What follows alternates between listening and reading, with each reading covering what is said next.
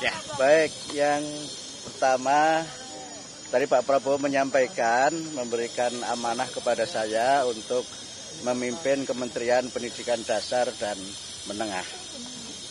Dan insya Allah saya didampingi 2 orang wakil menteri, tapi wakilnya siapa belum tahu, otoritas beliau. Dan kami juga menyampaikan insya Allah bisa melaksanakan dan memimpin kementerian untuk memajukan pendidikan.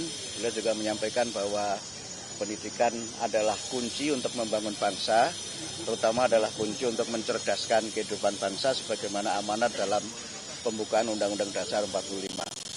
Dan kami menyampaikan kepada Pak Prabowo untuk menjadikan pendidikan ini sebagai gerakan pencerdasan untuk Indonesia Raya yang berkemajuan. Dan tadi beliau menyampaikan beberapa hal untuk bagaimana saya bisa bekerja sebaik-baiknya.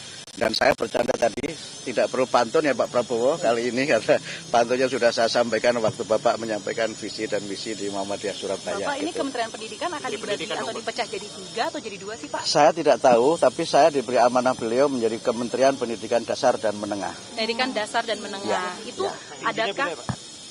Ya, saya tidak tahu, karena saya hanya diberi oleh beliau untuk melaksanakan dan memimpin Kementerian Pendidikan Dasar dan Menengah. Oke, berarti terlepas dari universitas dan perguruan tinggi ya Pak? Kalau pendidikan dasar menengah berarti tidak mencakup perguruan tinggi. Kalau pendidikan dasar menengah itu nomenklaturnya meliputi pendidikan prasekolah, kemudian sekolah dasar, kemudian sekolah menengah, kemudian pendidikan informal dan pendidikan non formal. Itu yang saya baca. Tapi Bapak sempat bertanya nggak sih Pak, kenapa pendidikan itu kementerian harus dipecah? Apakah karena memang ada masalah-masalah yang sebelumnya atau Bapak sempat bertanya gitu? Tidak ada penjelasan dari beliau kenapa itu dipecah.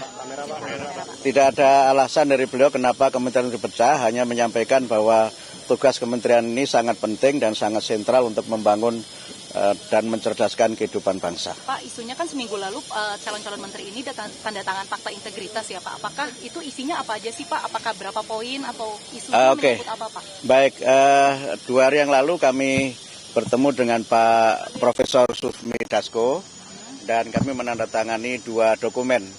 Yang satu itu dokumen kesediaan untuk menjadi bagian dari menteri dalam kabinet Pak Prabowo. Kemudian yang kedua fakta integritas yang isinya normatif saja, ya setia kepada negara kesatuan Republik Indonesia, kemudian siap mendukung pemerintahan Pak Prabowo dan menjaga wibawa beliau sebagai presiden serta juga menjaga kewibawaan bangsa dan negara. Siap. Itu ya, terima kasih semuanya ya.